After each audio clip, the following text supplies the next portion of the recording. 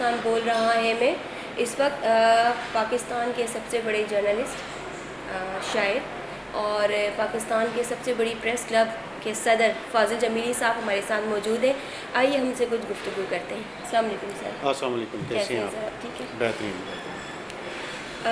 سر صحافت کا آغاز کیسے کیا آپ نے؟ دیکھیں یہ تو بہت پرانی بات ہے. جب میں کالج میں تھا تو چونکہ اسکول کے زمانے سے ہی لکھنے پڑھنے سے بہت شغف تھا اور شاعر تو بن چکا تھا میں، تو مجھے بہت شوق تھا کہ میں کسی لٹریری میگزین میں کام کروں تاکہ وہ چیزوں کو سمجھوں، کس طرح ایڈیٹنگ کیسے ہوتی ہے وہ چیزیں. تو جب میں کالج میں تھا تو یہاں سے کراچی سے ایک بہت بڑا سیمائی ادبی رسالہ سیب کے نام سے نکلتا تھا. تو نسیم دورانی صاحب اس کے ایڈیٹر تھے، جو خود بھی بہت اچھے افسانہ نگار. تو ان کے ساتھ میں ان کے پاس جاتا تھا کالج کے بعد، سیدھا ان کے گھر چلا جاتا تھا یا ان کے آفس میں.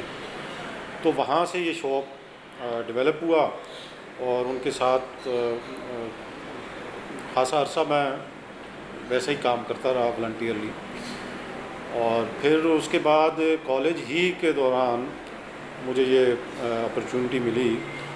ایک اخبار نکلا بیوپار کے نام سے، تو اس کے جو کرتا درتا تھے وہ عبدالحمید چھاپرا صاحب تھے اور یونس ریاض صاحب. تو اس کے بعد ان کے پاس مجھے بھیجا ہمارے علیم دورانی صاحب، ایک سینئر دوست تھے، شاعر تھے، وہ جنگ اخبار میں ہوتے تھے. تو انہوں نے مجھے ریکمینڈ کیا کہ وہاں جائیے. تو میں وہاں سے پھر شروع کیا. یہ کوئی لگ بھگ 89 کا واقعہ ہے شاید، تو خاصا عرصہ ہو گیا. سر صحافت میں سیاست کا شوق کیسے پیدا ہوا؟ دیکھیں جب آپ صحافت کی بات کرتے ہیں تو سیاست کا تو اور صحافت کا چولی دامن کا ساتھ ہے. کیونکہ جب آپ صحافت میں ہوتے ہیں اور بہت ایکٹیو اس میں ہوتے ہیں تو آپ کا جو سب سے زیادہ مکالمہ یا رابطہ رہتا ہے وہ سیاستدانوں کے ساتھ رہتا ہے. لیکن اگر آپ اس بات کو ان معنوں میں لے رہی ہیں کہ جو صحافتی تنظیمیں ہیں یا پریس کلب ہے تو اس کے جو الیکشن ہیں اس میں کیسے آیا، تو اس کی بھی بنیادی وجہ یہ ہے کہ اسکول کے زمانے سے ہی میرے اندر قدرت نے جو مجھے ودیت کی چیزیں، اس میں کوئی لیڈرشپ کا بھی عنصر تھا. کہ اگر میں پرائمری اسکول میں ہوں تو میں کلاس کا مانیٹر تھا. تو اگر میں ہائی اسکول میں گیا تو میں ہائی اسکول کا کمانڈر بنا. پھر ہائی اسکول کی بزم ادب تھی تو اس کا میں پریزیڈنٹ بنا. تو اسی طرح جب میں پھر صحافت، عملی صحافت میں آ گیا تو اس میں بھی ظاہر ہے قدرت نے مجھے نیچا یا پچھلی صفوں میں نہیں بیٹھنے دیا. تو جہاں جہاں بھی مجھے موقع ملا، میں نے کراچی یونین آف جرنلسٹ میں بھی اس کا سیکرٹری رہا 2-3 دفعہ. اسی طرح Pakistan federal union of journalist کا میں کئی دفعہ ایف ای سی کا رکن بنا، اور آخری جو عہدہ میرا تھا وہ سینئر اسسٹنٹ سیکرٹری جنرل کا تھا. اور پھر پریس کلب میں بھی جب میری کوئی ارلی 90s میں ممبرشپ ہوئی تو بہت جلد میں ممبر گورننگ باڈی الیکٹ ہوا. اور اس کے بعد 2015-2016 میں پریزیڈنٹ بنا. اس سے پہلے وائس پریزیڈنٹ میں رہا 2 دفعہ، ممبر گورننگ باڈی کئی دفعہ رہا، اور اب تیسری دفعہ پھر پریزیڈنٹ الیکٹ ہوا ہوں. تو یہ شاید قدرت کی ایک ودیت ہے کہ کچھ لیڈرشپ کوالٹیز کسی انسان کے اندر پیدا ہو جاتی ہیں، تو وہ اس کو پچھلی صفوں میں شاید بیٹھنا پسند نہیں ہوتا، تو وہ ذرا آگے لیڈ کرتا ہے. سر آپ بہت اچھے جرنلسٹ ہیں اور سنا ہے بہت اچھے شاعر بھی ہیں، اور کافی آپ کی اچھی جو ہے کارکردگی جو ہے. یہ میرے خیال میں آپ نے دیر سے سنا کہ میں شاعر ہوں. شاعر میں پہلے ہوں سر. اور میں ہمیشہ یہ کہتا ہوں کہ پوئٹری از مائی پیشن اور جرنلزم از مائی پروفیشن. تو وہ تو روزگار ہے صحافت کہ جو دانہ پانی آپ کی قسمت میں لکھا ہے. تو اگر آپ کسی بینکار ہو سکتے ہیں یا ٹیچر ہیں یا کسی کالج میں پڑھا رہے ہیں یا کسی اور کارپوریٹ سیکٹر میں آپ کام کر رہے ہیں، تو اسی طرح میں صحافت کو بھی اسی انداز میں لیتا ہوں. اس کو میں اپنا کوئی بہت زیادہ پرائیڈ کے طور پہ نہیں لیتا. اگر تھوڑا بہت مجھے اپنے اوپر کبھی بہت پرائیڈ ہوتا ہے تو وہ ایز اے پوئٹ. سر شاعر جو ہے کافی حساس ہوتے ہیں، اور سر آپ شاعری میں کس سے متاثر ہوئے؟ اور یہ بھی کہا جاتا ہے کہ جو شاعر ہوتے ہیں انہیں مطلب کوئی پیار کسی سے ہوا ہو، عشق ہوا ہاں، ہو یا حساسیت؟ یہ ایکچولی یہ بہت ساری چیزیں اس میں مل جل کے ہی ایک شاعر پھر بنتا ہے کہ جسے آپ عشق کہتے ہیں، پیار کہتے ہیں، تو ایک جمالیاتی حس شاعر کے اندر زیادہ ہوتی ہے، اور جو قدرت نے اچھی چیزیں بنائی ہیں اس کو اچھی لگتی ہیں. اور بہت ساری جسے آپ کہتے ہیں حساسیت ہے کہ جو عام لوگوں کو وہ خوبصورتی یا وہ چیز نظر نہیں آ رہی ہوتی، شاعر کی آنکھ اس کو زیادہ بہتر انداز میں دیکھ لیتی ہے، محسوس کر لیتی ہے. خود پھر اس کے اپنے تجربات جو ہوتے ہیں کہ جیسے عشق ہے یا دوستیاں ہیں، دشمنیاں ہیں، یہ سارا مل جل کے ایک پیکج کے طور پہ وہ بنتا ہے، تو پھر اس سے ایک کوئی شاعر نکل کے آتا ہے. تو اس میں ہے، اس کے ساتھ ظاہر ہے دھوکے بھی ہوئے ہوتے ہیں، اس کے ساتھ بے وفائی بھی ہوئی ہوتی ہے، وہ آزردہ بھی ہوتا ہے، کوئی دنیا کی بے ثباتی کا بھی اس کو زیادہ احساس ہوتا ہے، اور بے مروتی کا بھی ہوتا ہے. تو وہ ساری چیزیں مل جل کے. اچھا، پھر دوسرا یہ ہوتا ہے کہ شاعر کا مشاہدہ بہت گہرا ہوتا ہے. وہ یہ نہیں آپ کہہ سکتے کہ یہ چیز میرے اوپر ہی گزری ہے، وہ آپ پہ بھی گزری ہے اور میں نے اس کو زیادہ محسوس کیا ہے. تو اس چیز کو بھی میں اگر لکھوں گا ایسے تو وہ کہیں گے کہ اسی لیے شاعر کی کوئی اچھا شعر یا نظم آپ کو لگتا ہے کہ یہ میرے دل کی آواز ہے. یہ تو بالکل اس نے شاعر نے میری جو فیلنگ تھی اس کو کیپچر کیا ہے. تو وہ اس کی مشاہدہ ہے شاعر کا، ایک تجربہ اس کا ذاتی، دوسرا اس کا مشاہدہ. یہ دونوں مل کے جب وہ تخلیق اس کی سامنے آتی ہے تو وہ جب دوسرے لوگوں کو اچھی لگتی ہے، وہ یہ سمجھتے ہیں کہ یار یہ تو جو کچھ کہا ہے اس نے یہ ہماری فیلنگ کہی ہے یا ہمارے دل کی آواز کہی ہے. تو سر شاعر میں آپ کا فیوریٹ شاعر جس سے آپ متاثر ہوئے ہیں؟ دیکھیں، یہ بھی ایک پروسیس ہے کہ جب میں نے بہت بچپن میں شاعری شروع کی تو مجھے بالکل بھی پتہ نہیں تھا کہ کون بڑا شاعر ہے کون نہیں ہے.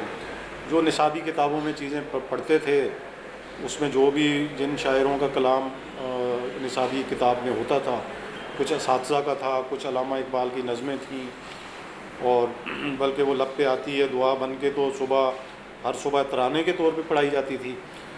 تو یہ تو ابتدائی چیزیں ہیں. پھر جب میں نے بہت سنجیدگی سے شاعروں کو پڑھنا شروع کیا تو مجھے آج تک شاید جو اپنے بہت دل کے قریب وہ لگتا ہے شاعر وہ غالب، کہ غالب مرزا غالب جو ہے وہ مجھے بہت ہی اچھے لگتے ہیں.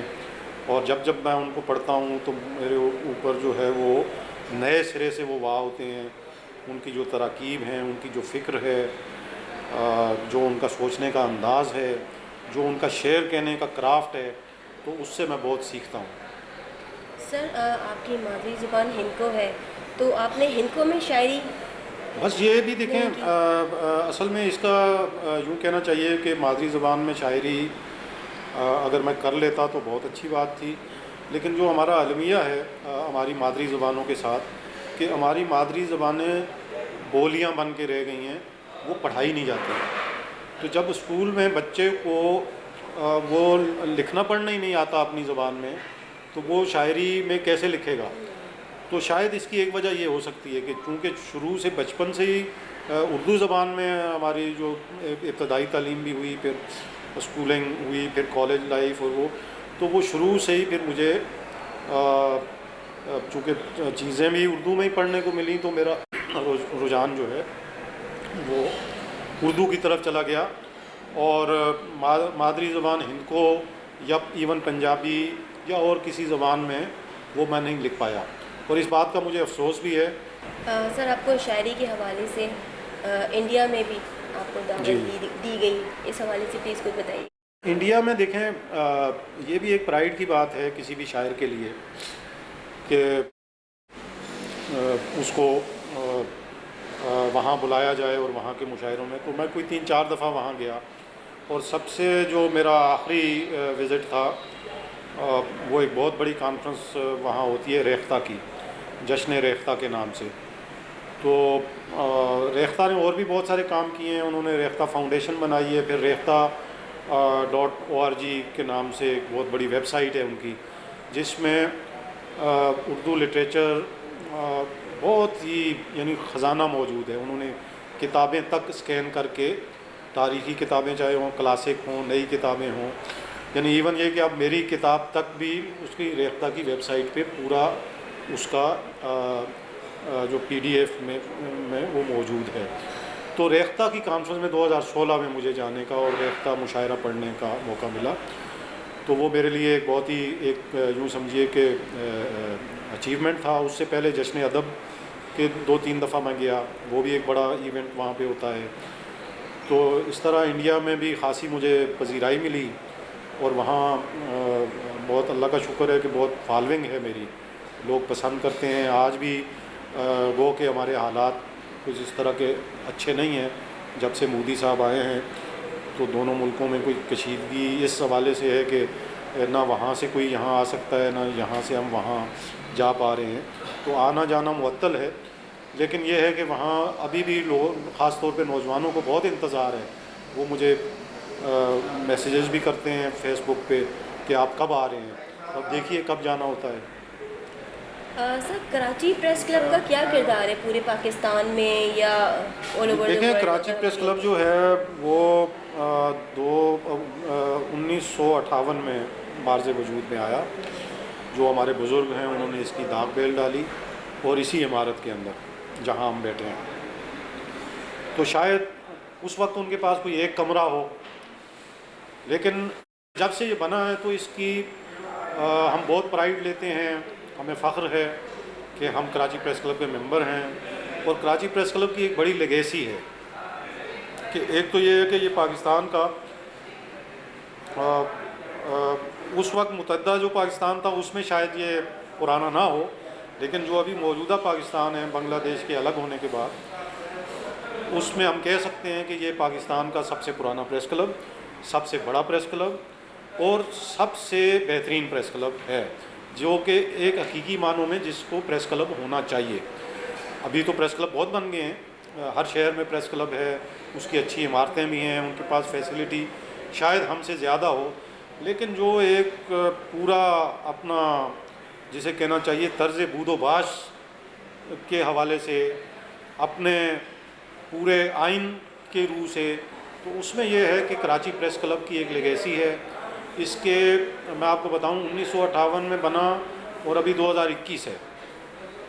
تو 2021 کے جو الیکشن ہوئے ہیں جس میں میں منتخب ہوا ہوں پریزیڈنٹ, تو ہر سال الیکشن ہوئے ہیں. تو پاکستان میں کوئی ادارہ, کوئی جماعت, کوئی جگہ ایسی نہیں ہے کہ جس کے اتنے تواتر سے الیکشن ہوئے ہیں.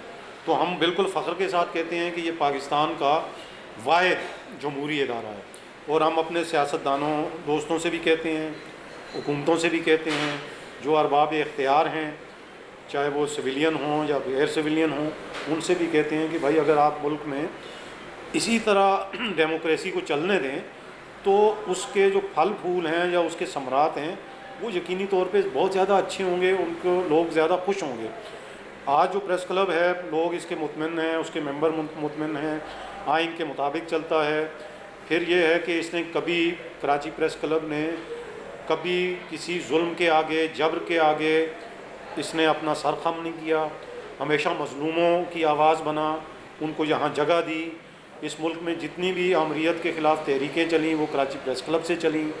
تو یہ ہمارا ایک پرائیڈ ہے اور اس پہ ہم فخر کرتے ہیں, اور آنے والی نسلوں کو بھی یہ چیزیں ہم منتقل کرتے ہیں کہ ہمارا جو ایک ڈیموکریٹک کردار ہے اس کو آپ نے قائم و دائم رکھنا ہے.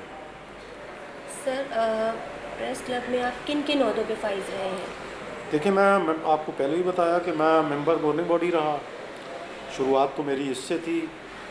پھر میں بیچ میں ایک دفعہ جوائنٹ سیکرٹری رہا. پھر میں وائس پریزیڈنٹ رہا, اور پھر صدر رہا, اور اب بھی صدر ہوں. سر آپ کو کن سینئر جرنلسٹ جو آپ کے سرپرستی میں دیکھیں سرپرستی میں جو آپ کو پہلے بتایا کہ جب میں پہلی دفعہ آیا عملی صحافت کے اندر تو علیم دورانی صاحب نے میری سرپرستی کی جو جنگ میں ہوتے تھے.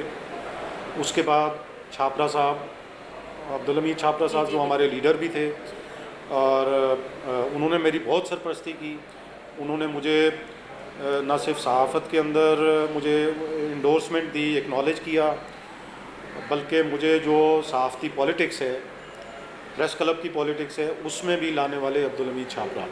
اور ان کے بعد اگر تھے تو وہ نعیم ماروی صاحب ان کا بھی انتقال ہو گیا, چھاپرا صاحب کا بھی ہو گیا. نعیم ماروی صاحب کا بہت پہلے انتقال ہوا. وہ بہت ہی پیارے بہت خوبصورت افسانہ نگار تھے تو ان کی مجھے بہت سرپرستی رہی.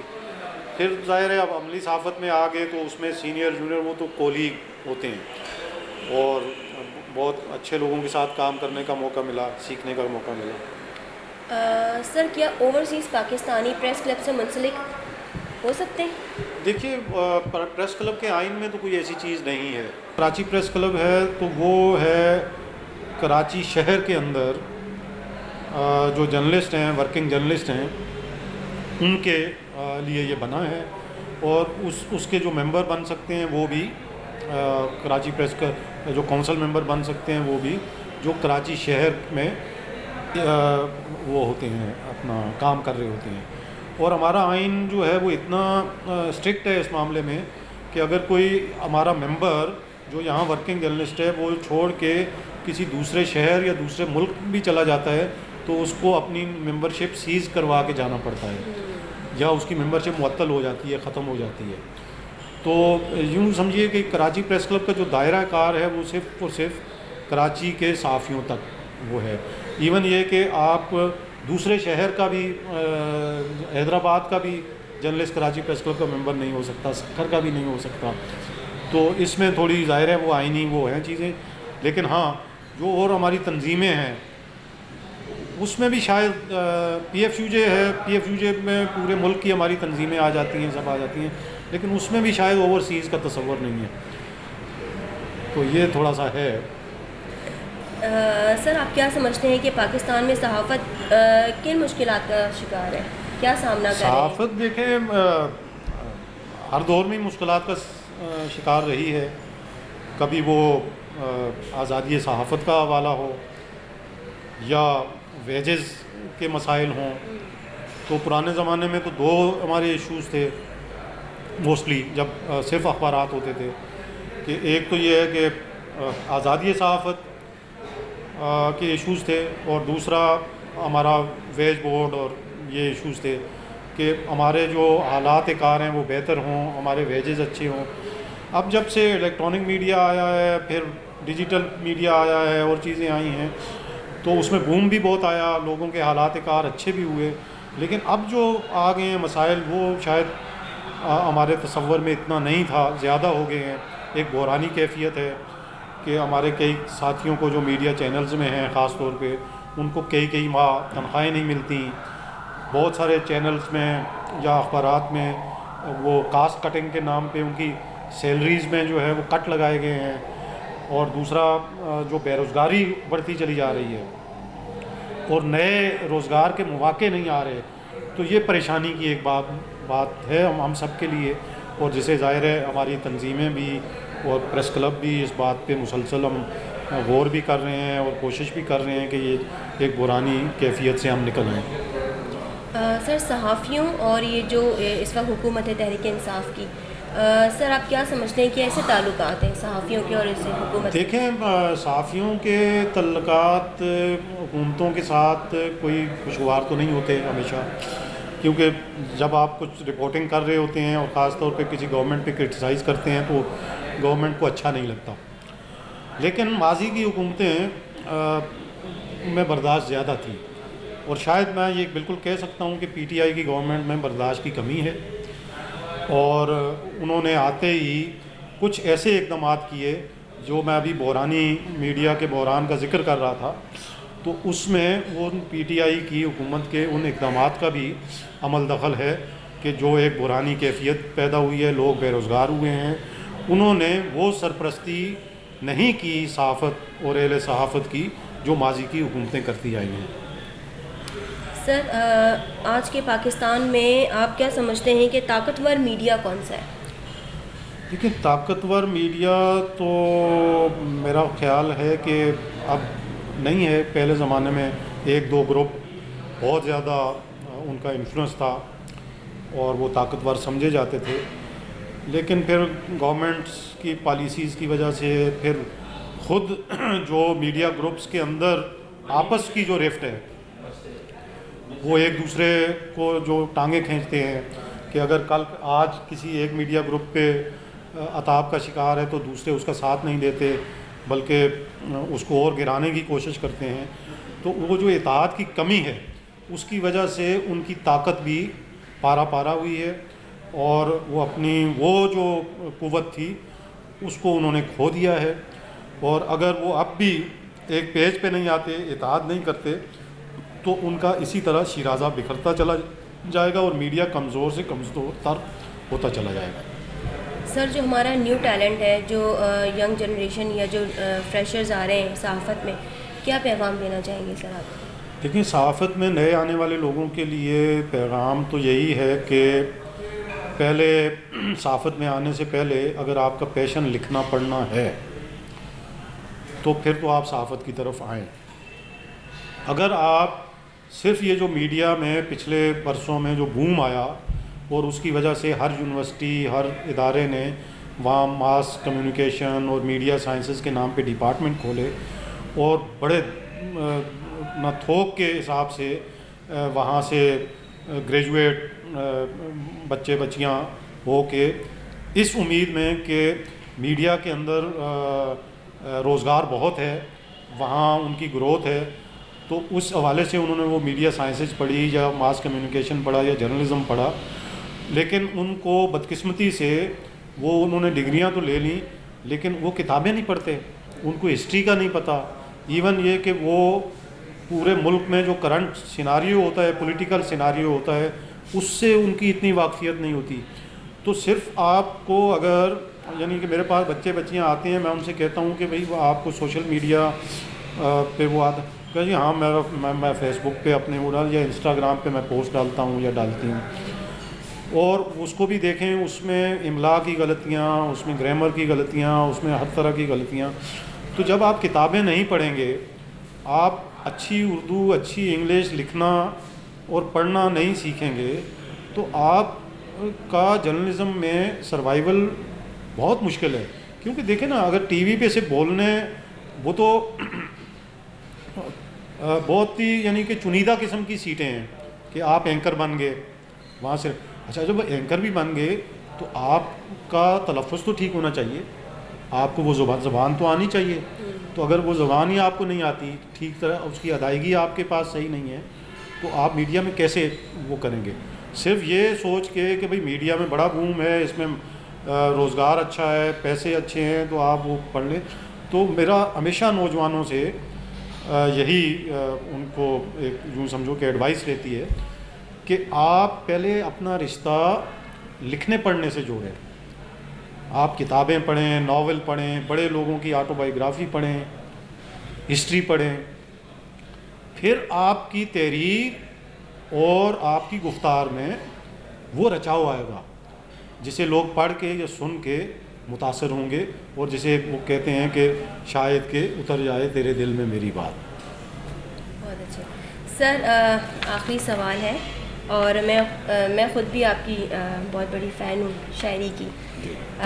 سر ہمارے اوورسیز میں جو جتنے بھی ہمارے پاکستانی بھائی بیٹھے ہیں اور بہنیں بھی ہیں، بھائی جتنے بھی حضرات ہیں، تو سر وہ بھی ان کے لیے پلیز تھوڑا سا کچھ اگر آپ کوئی شاعری اچھی۔ دیکھیں اوورسیز جو ہے نا، اوورسیز ظاہر ہے جو بھی پاکستانی ہمارے ہیں وہ پاکستان سے باہر کیوں گئے؟ پہلا سوال یہ ہے نا کہ ان کے پاس یہاں شاید تعلیم اور روزگار کے وہ مواقع نہیں تھے، کہ وہ حالات کے جبر کی وجہ سے پاکستان سے دور ہوئے۔ اس میں ظاہر ہے انہوں نے وہاں محنت کی، بہت سارے لوگ وہاں بہت اب ویل سیٹلڈ ہیں، لیکن اس کے باوجود وہ سوچتے پاکستان کے لیے ہیں۔ ان کو جو درد ہے وہ پاکستان ان کے اندر بستا ہے۔ تو وہ کہتے ہیں نا کہ آپ لڑکے کو تو گاؤں سے نکال سکتے ہیں لیکن گاؤں کو لڑکے سے نہیں نکال سکتے. تو ان کے اندر سے پاکستان نکلتا نہیں ہے. تو مجھے بڑی خوشی ہوتی ہے کہ وہ وہاں پھل پھول رہے ہیں, پاکستان کے لیے سوچتے ہیں, پاکستان کے لیے کچھ اچھا کرنا چاہتے ہیں, اور ان کی اسی کمزوری کا فائدہ ان کو لوگ ایکسپلائٹ بھی کرتے ہیں. ہمارے یہاں پولیٹیکل پارٹیز ہوں یا اور لوگ ہوں, وہ ایکسپلائٹ بھی کرتے ہیں کہ ان کی اس کمزوری کا, کہ وہ پاکستان سے محبت کرتے ہیں, پاکستان کی بہتری چاہتے ہیں, پاکستان کو اچھا دنیا میں اس کا اچھا نام دیکھنا چاہتے ہیں, تو لوگ ان کو ایکسپلائٹ بھی کرتے ہیں.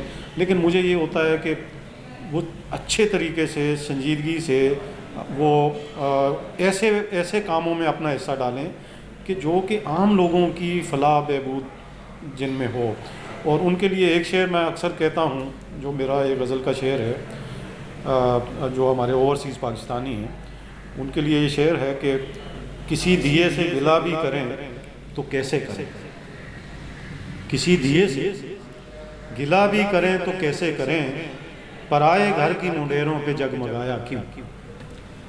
تو بس یہی ہے کہ وہ ٹھیک ہے, مجھے خوشی ہے کہ وہ وہاں جگمگا رہے ہیں, وہاں کی اکنامی میں ان کا ایک حصہ ہے, لیکن وہ تھوڑا بہت کچھ اس کے ثمرات پاکستان کو بھی ملیں یا پاکستان کے لوگوں کو ملیں, تو میرے خیال میں یہ بہت ہی کمال کی بات ہو جائے گی. جی, جس طرح آپ نے بہت ہی مزیدار گفتگو سنی فاضل جمیلی صاحب سے ہم نے کی, اسی طرح نیکسٹ ایپیسوڈ میں ایک اور شخصیت کے ساتھ آپ کے ساتھ ملاقات ہوگی. کیمرہ مین شاہد کے ساتھ سرور جبین, OPTV گلوبل, کراچی.